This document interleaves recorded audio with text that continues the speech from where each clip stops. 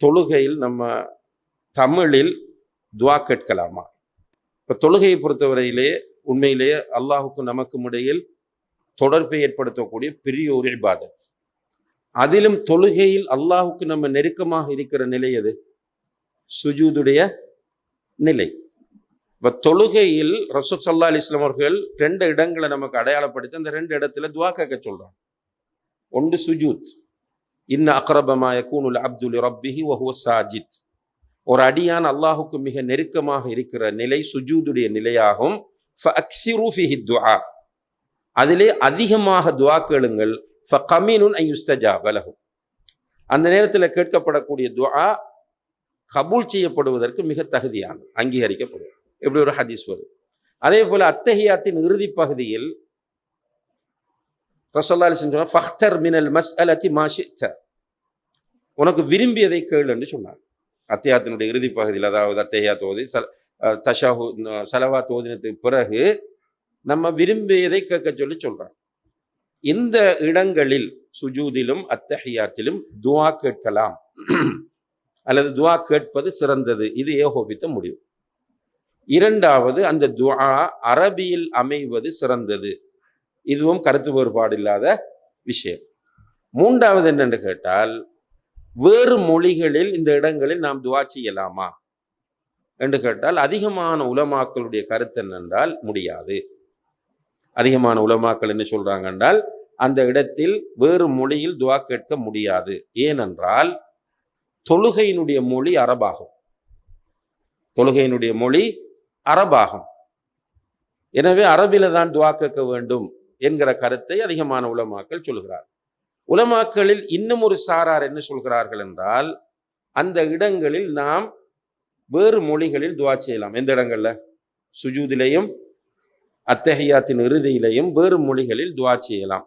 எந்த அடிப்படையில் நீங்க சொல்றீங்க என்று கேட்டால், அவங்க சொல்றாங்க ரசூலுல்லாஹி அலைஹி வஸல்லம் அவர்கள் ஃபக்தர் மினல் மஸ்அலதி மா ஷி'த என்று சொன்னது, அதே போல அக்ஸிரு ஃபீஹி துஆ, அதுல நிறைய துஆ கேளுங்க என்று சுஜூதை சொன்னது அரபிகளுக்கு மட்டுமா அல்லது எல்லோருக்குமா? ஏனென்றால் அரபிகளுக்கு மட்டுமென்றால் அதிகமான முஸ்லிம்கள் அரபிகள் அல்ல. அப்ப அவர்களுக்கு அந்த பாக்கியம் இல்லாமல் போய்விடும். எனவே நீங்கள் அந்த இடங்களில் வேறு மொழிகளிலும் துஆ செய்யலாம் என்ற கருத்தை இரண்டாவது சாரார் முன்வைக்கிறார்கள். அப்ப தொழுகையின் மொழி அரபு என்பதற்கு நீங்க என்ன சொல்றீங்க என்று கேட்டால், அவங்க தொழுகையின் மொழி அரபு தான். நீங்க அல்லாஹ் மிகப்பெரியவன் என்று ரிதுவா சொல்ற மாதிரி தக்பீர் கட்டினா தொழுகை பாத்தில். அல்லது நீங்கள் அல்லாஹு அக்பர் என்று தக்பீர் கட்டிட்டு எல்லா புகழும் அல்லாஹுக்கே, அவன் அன்பு நிறைந்தவன், இரக்கம் காட்டக்கூடியவன் என்று சூரத்துல் ஃபாத்திஹா தமிழ்ல ஓதினா தொழுகை பாத்தில். ருக்கூல போய் சுப்ஹான ரப்பியல் அஸீம் என்பதை தமிழில் ஓதினால் தொழுகை பாத்தில். நடுஇருப்பில் ரப்பிக்ஃபிர்லி என்று தமிழ்ல ஓதினால் தொழுகை பாத்தில். அதே போல அத்தஹியாத்தை தமிழில் ஓதினால் தொழுகை பாத்தில். அப்ப தொழுகையின் மொழி அரபு என்றால் தொழுகைக்கு என்று ஃபிக்ஸ் பண்ணப்பட்ட ஓதல்களையும் திக்ருகளையும் துஆக்களையும் அரபியில் மட்டும்தான் ஓத வேண்டும். அதை வேறு மொழிகளில் ஓதக்கூடாது என்பதுதான் அதனுடைய அர்த்தம். நம்ம பேசிக்கொண்டிருப்பது என்ன? எக்ஸ்ட்ரா, மேலதிகமாக கேட்கிறப்ப எனக்கு ஒரு பெரிய பிரச்சனை இருக்கு. நான் என்ன நினைக்கிறேன் என்று சொன்னால், சுஜூதில கிடந்து அல்லாஹ் கிட்ட மன்றாட விரும்புறேன். எனக்கு அரபு தெரியாது, என்ன பண்றேன்? நான் மனசால கேட்ட துவாவாகுமா? இல்ல, மனசால் கேட்பது துவாவாகாது.